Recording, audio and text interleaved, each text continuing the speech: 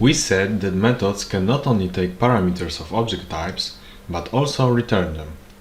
Note that currently, creating a smartphone and initializing its fields take us a total of 4 lines of code. It would be good to shorten this code.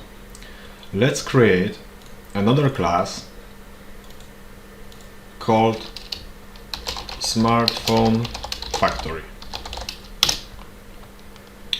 with a created method.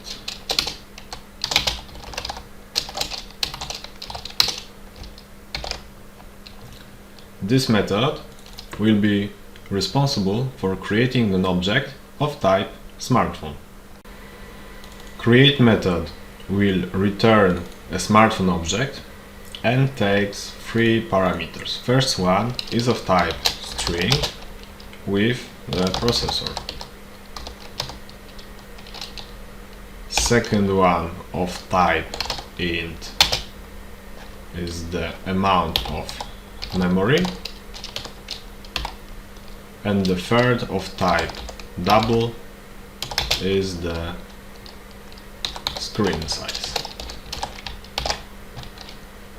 Inside the method we create a new smartphone object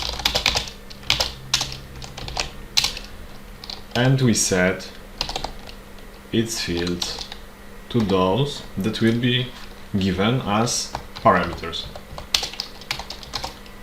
So processor, memory and the screen size.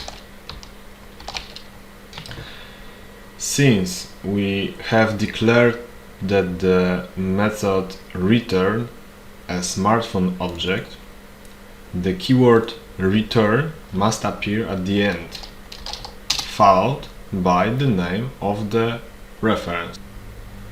We can now use our new implementation in our test class. At the beginning, we need an object of type smartphone factory,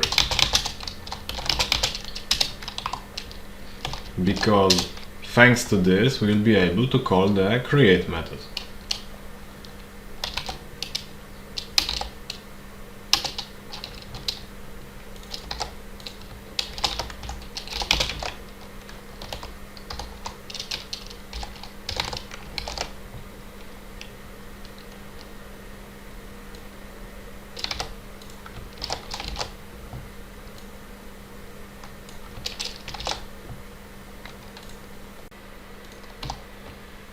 Creating a smartphone object now boils down to one line of code.